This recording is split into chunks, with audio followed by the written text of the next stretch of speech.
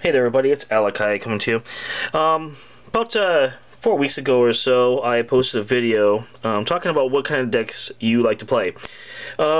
We had a lot of really cool examples. Most of them came through Twitter, but a couple of them came through on the actual video themselves. One of them that I found particularly interesting was the one by Alondrel. So we featured it. One thing about this deck is that I have seen it before. I've actually featured it on one of the videos. It's called, in my little circle, the Flying Sidekicks. And the reason for it is because you use things like Angel Inspiring and Captain America and Green Goblin all together to give your sidekicks buffs, right? So this +1 attack, +1 defense, +2 attack, and slows the other team down. And then Green Goblin +1 attack, +1 defense, and there's also a Captain America that's very similar to this ability as well. Falcon makes them all unblockable, but when he attacks himself, but he's a low enough creature, he's a low enough cost guy that he can actually get out there and attack as well. One thing that's really cool about this deck is that it's trying to go as fast as possible, right? So this is the main core of the deck. You're using something like Johnny Storm for some side damage, right? So every time you field a character, which sidekicks count, you're dealing 1 damage to your opponent and 1 damage to one of their characters. Now, if your characters or your sidekicks don't have enough buffs on them, you actually can knock out those sidekicks and put them in the prep area and then bring them back in again to hopefully churn that damage. And I've seen that action happen, but mostly not with a deck that's buffing them, because you don't normally get to only 1 defense with it. We also have Churn. He indicated on here that Professor X, I'm sorry, I'm assuming it's a he, but it could very easily be a she, so I'll just call you Alondrel. But anyways, Professor X and Silver Surfer is being used for ramp, and Quinnon is the assassin. So one thing about me in that all decks or all teams that I play, I'm always playing something that has removal. I come from the Magic background, and generally what happens there is you always have to have something that's going to remove or get rid of some pesky characters that have been sitting around. One thing great about Quinnon is that she doesn't care about what it is that she's removing. She just gets rid of something, right? You just have to pay the double mask. That's a lot easier to do nowadays with the Morphing Jar, and that's generally what I do. Is I always play Morphing Jar, not because it's a 1-cost character, guys. It's because it's a 1-cost character that has masks, and it's easy with Quinnon and things like Relentless. So the deck tech is pretty simple. Buff your characters or do the side damage. Use Psylocke for side assassinating. Use your ramp here, and he uses, or Alondrel uses, Imprisoned and Transfer Power as BACs. Both are great. I probably have a little bit of suggestions on this, as Transfer Power is a good card to use, but I would rather use Relentless, and I'd rather go with the Imprisoned Relentless or Imprisoned Distraction. Or let's just talk about that. We have some new stuff that came out with D&D, right? We have Blessing. Each of your characters gets +1 attack, +1 defense. There's another buff if you want it. Distraction, a classic. So you can use this for the global, and then you remove attacker from the attack zone, so it just pushes back. But you gotta be careful, because in a deck like this, that can happen to you. The thing is that the idea of this deck is to have a lot of sidekicks fielded, right? So your opponent's gonna have to keep a lot of masks out in order to push back your characters, and that's kind of what you're doing. You're not just focusing on one certain character attacking. You actually have to have many of them come in. Invulnerability, again, attacking character gets +1 attack, so you push in, 4 sidekicks, 2 of them get blocked, you buff the other 2, and they get in for at least another 1 more. Throne card, again, if you're actually going to activate this, you get +1 attack, and then it goes over the top. So it's a trample. So if you are buffing and you're at maximum capacity, drop a Throne card in there, you get trample in there. Enrage, again, pay a bolt, give 1 character +1 attack, same thing as invulnerability. If you want to get really tricky, you can do something like a rally card. If you have it, this is a OP card. Move up to 2 sidekicks from your used pile to the field. Be careful. Be careful with rally, because sidekicks from your used pile to the field, it cannot be in the transition zone, right? So you got to be careful, because if you're using your sidekick dice to pay for something, it can't be used It can't be then moved to the field zone or attack to go and do anything with it. So just be careful with that. Some things to watch out for in this deck nowadays. Well, actually, in the past we had Storm. Storm is the biggest enemy to this deck right here, and the reason for it is because character dice, or sidekick dice, only have one face as a sidekick, right? So chances are, if you drop a Storm Wind Rider on there onto your opponent, when fielded, we roll to 2 opposing characters. Each die that does not roll a character goes to the character use pile, and Storm deals 2 damage to your opponent for each die moved. Now, if your opponent plays Storm on you, and you have to re-roll your sidekicks, which is always the best case scenario, because the chance of you hitting another sidekick is just 1 in 6, you're going to take 4 damage pretty much every time, and your guys are going to go to the used pile, not prep, used pile, right? Let's see, yeah, used pile. So that hurts you significantly. That really sets you back. Be careful for Storm. Another thing to be careful for, new Yu-Gi-Oh! Red Eyes Blue, I think it's Blue Dragon, I'm not even sure. When this monster attacks, knock out all sidekicks of both players. This monster gets +2 attack for each sidekick knocked out this way. This card is devastating. If this deck is being played and someone drops this on the field and it actually gets it off, chances are you have 2, 3 sidekicks as you're saving him up. He gets this out, it's going to get +6. It's level 3's at 7/7, so right off the bat he's going to get him for 13, so be careful for this card.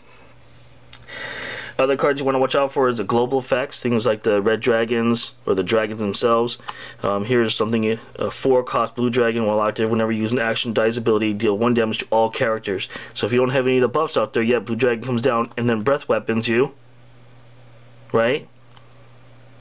And then use an action die, 1 damage all the thing, and then you're going to take another damage to the breath weapon. And he's an attack.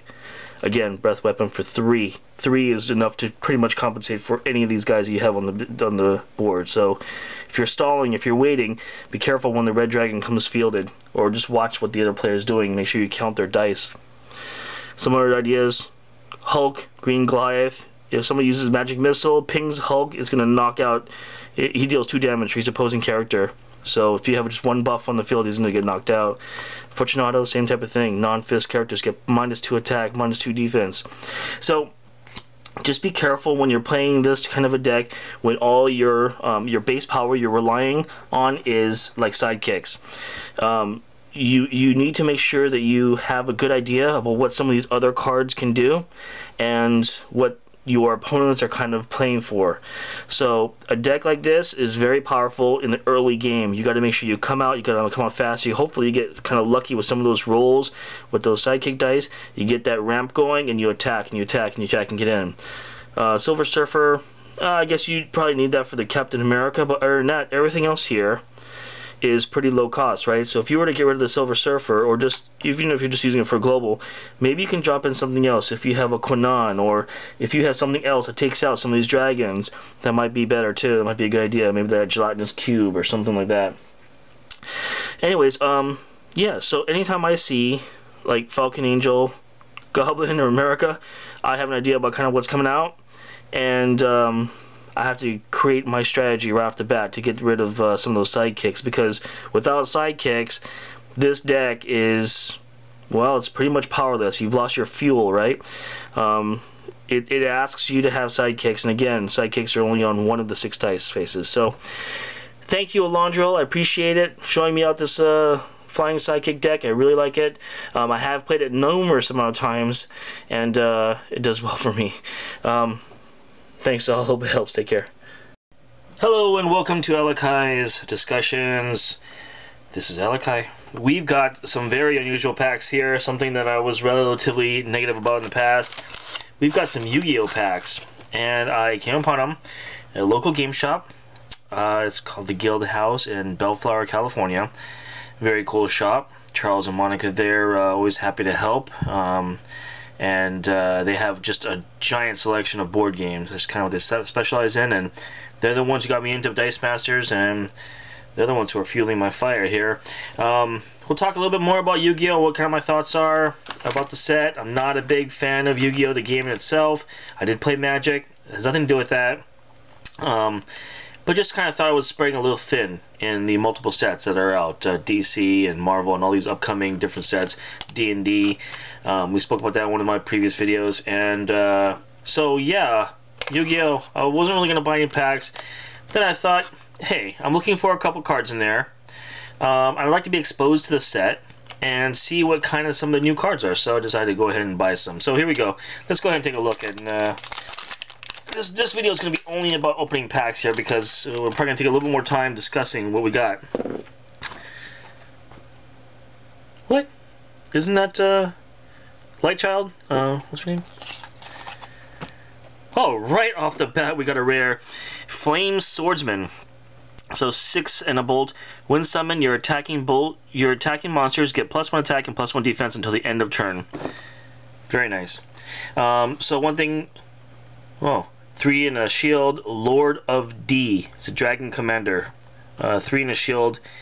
It's got pretty high stats, so 1/1/1 all the way across the 5, but it's got blank. There's a blank area there. So in Yu-Gi-Oh, some things that need to be explained is that when they say monsters, they mean characters, just like in Nord, characters mean monsters. They're interchangeable. And when they say summoned, what you're talking about when fielded, okay? So that is a distinction that WizKids has made, and it is causing a little bit of a concern. Oh, I am kind of curious about those. Yeah, there they are.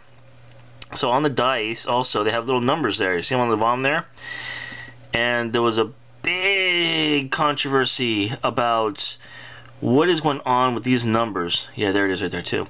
So the deal is that Konami, the people who actually make Yu-Gi-Oh, had put a mandate on kind of the secondary market. They got burned a long time ago with Upper Deck, and they were talking about, okay, we need to make sure that we have the cards and the dice go together in some way. So if you look at the cards themselves, in the very bottom here, they actually have the number printed on the die, and it's not that.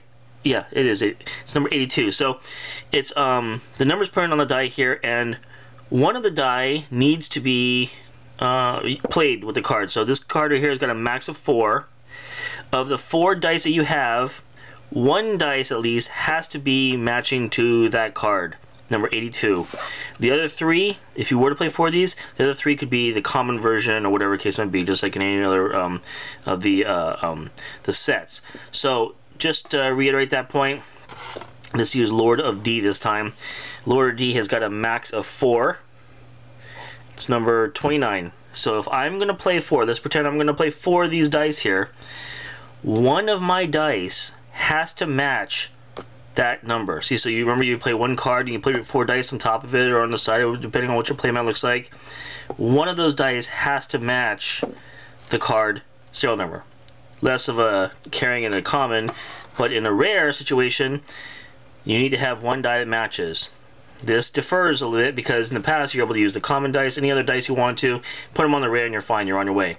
Yu-Gi-Oh! Is going to require you to take a little bit more time and a little bit more caring in your organization to make sure that your coordinating dies are going with your cards. Again, you do not have to have 4 of the dice with the serial number. That's what everybody was afraid of. You just need to have 1. 1 die matches a card, serial number, and you're good to go. Hopefully I explained that. That's some of the biggest controversy I've heard about Yu-Gi-Oh! And the forums and everything, and I hope to have explained that. And that's kind of why I'm only opening packs this video, because I know there's going to be interactions like that. Pack number 2.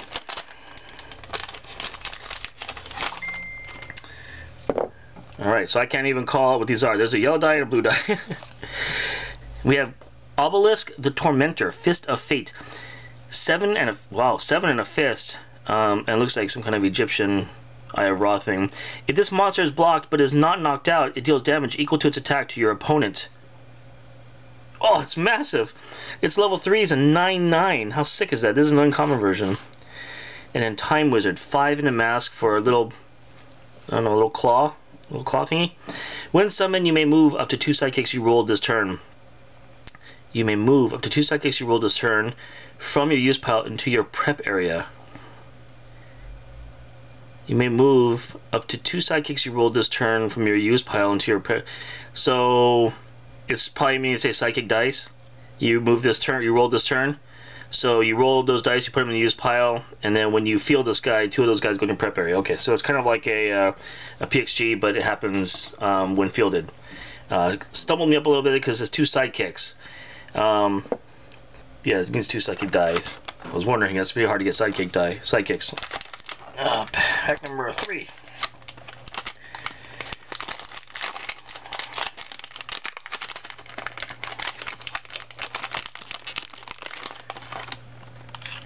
Okay, a little bomby guy and a little brown guy. Stop doing that.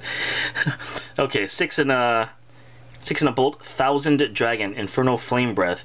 It's an uncommon. When summoned, put 2 dice from your bag to your prep area. Whoa, great. Fusion. Oh, here's an ability. Fusion. Before your attack, if you move 2 different little claw guys, like this guy, this time wizard guy, from the field to your prep area, you may move this die from this card to your prep area. Wow, that's amazing. Okay. Oh, and time wizard, turning back time. So there's that same card again. We got 2 of those. If I could turn back time.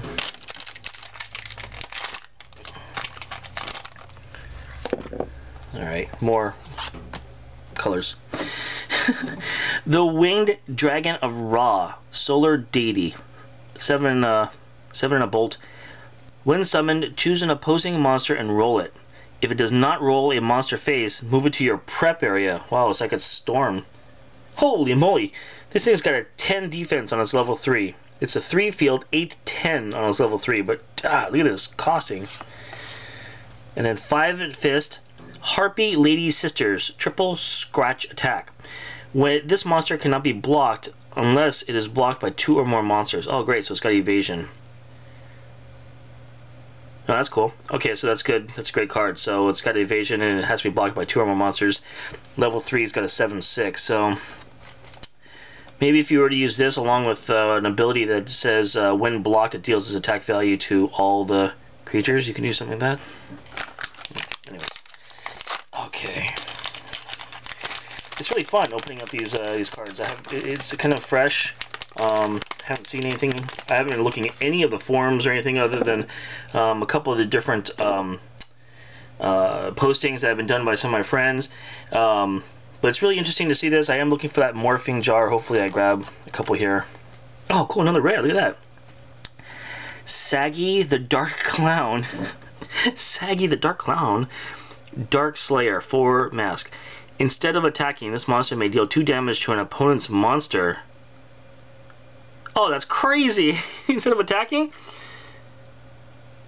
So I guess if it gets through, then it goes to used? Instead of attacking, this monster... I'm not liking this card at all because already I've got questions. So normally when you attack and you do damage, your character or monster goes to the use pile. Immediately I've got a question on this thing. Instead of attacking, this monster may deal 2 damage to your opponent's monster. So does it just sit in the field and every time it's attack phase you get 2 damage to your monster and then this thing just sits there forever? I don't know. That's questionable. But this thing's got a 7 defense. That's huge, because it's going to sit in the field forever unless you have some kind of assassin. And then Summoned Skull, Intense Lightning, 6 bolt. While this monster is active, whenever an opponent summons a level 3 monster, deal 2 damage to that opponent. I don't like that. Level 3 monsters, 1 in 6 chance of getting that thing. Then their opponent's got to pay for it. So notice is going to come. I'm not too thrilled with that. Immediately, one thing I do notice is that all of these characters are quite high. I mean, we're talking about 4, 5s, and 6s. They got 1, 3, but pretty high. I wonder if they have some kind of Professor X type global. Maybe that time clock wizard guy was their version of that. I don't know. Hey, Mrs. Sinister. Oh, this is great, man. Another rare. Red Eyes Bee Dragon. Red Eyes Bee Dragon. Claws of Steel. 7 and a bolt. Again, really high numbers. When summoned, level 1 monsters cannot block this turn. Okay. And then its burst is when summoned, knock out up to 2 level 1 monsters. Holy moly. This is at level 3. 377. It's got a burst when summoned, knock out up to 2 level 1 monsters. Wow. Using this with Serena when they're rolling it down. It was, I don't know. Doom Caliber Knight. When an opponent uses an action die, you must cancel the effect and knock out this monster. you must cancel the effect and knock out this monster. So if they just use a, I don't know, power bolt or something, you don't get hit, but the monster goes away. Wow, for 5 and a fist, that's unimpressive to me. Completely unimpressive. I'm happy with that. I don't know what pack number this is. I kind of lost count. Maybe 6 or so. Gaia the Fierce Knight, Spiral Shaver. Did I say Shaver? It does say Shaver. Spiral Shaver, 5 and a bolt. If this monster is blocked and not knocked out, it also deals half its damage to your opponent. Okay. If it's blocked and not knocked out. So it's got a 7/6 on its level 3. It's blocked and not knocked out. It just have to. Okay, well that's pretty good. I wonder if it's, oh, it's rounded down. Okay, so. And then Blade Knight. Nice art. Lone Wolf. 4 fist. When this monster attacks alone, spin an opposing monster down to level 1. Okay. I like that flavor. Lone Wolf, and then attacks alone and gets something going. So that's another level 4 or 4 cost card. That's pretty cool. Come on, I need to see one of these morphine jars, right? It's a common. I think it's a morphine jar it's called. Oh, this is great though. I can't hardly complain when I'm getting all these rares. Lord of D. Oh, I got a Lord of D. Oh, the first one I got. 5 and a shield. While this monster is active, damage to your shield monsters from fist or bolt monsters is reduced by 2. Okay, so it's got good shield monster. What's the shield? Patchy? Yeah. Global. Pay a shield. Target dragon gets 1 attack and 1 defense. Is that like a whole? Is that a family name? Dragon? Maybe it's a dragon. Ring of Magnetism. 4 and a mask. Sidekick attraction. Play on a monster. All opposing sidekicks must attack while that monster is active. Oh, that's beautiful. That's a gobby killer right there. This sidekicks right off the field. That's pretty cool. I think this is pack number 9.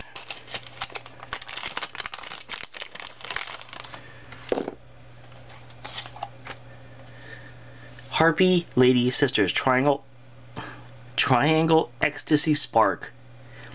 If this monster is blocked by only 1 monster, it deals 2 damage to your opponent. Okay. This is a really powerful card though. Level 3 is 3 field, 7/6. That's pretty good. Lord of D, Dragon Commander. So, and again, I wonder if that guy who said dragon monsters, yeah. Is he a dragon commander? Do I just have to read the subtext? Oh, this is the same guy. Target dragon gets 1 attack, 1 defense. I don't know whether dragons is one of those symbols. Maybe the little claw symbol means dragon. No, it's like a little clock guy. Time wizard. And then maybe, is this a dragon here? See, this is 1000 dragon. I wonder if that thing works with this, just because it says dragon. I don't know, I assume. And last pack, guys. What do we got? Millennium Puzzle, the Eternal Dungeon. When rolled, move this to your field. It does not go into your pile until used. You may discard this die to send 1 opposing monster to its used pile. What an awesome card that is. Wow. Marshmallow, Fluffy Fairy, 2 and a shield. Level 3 is 1, 2, 4. It's a really funny card. Makes me laugh. Anyways, Millennium Puzzle is pretty cool. Anyways, guys, hope you enjoyed it. This is Yu-Gi-Oh! Thanks for watching. We'll be back soon, and I promise I'll be a little more fluent in what's going on here coming up. I'm learning here with you. Take care, guys. Hope it helps. Bye.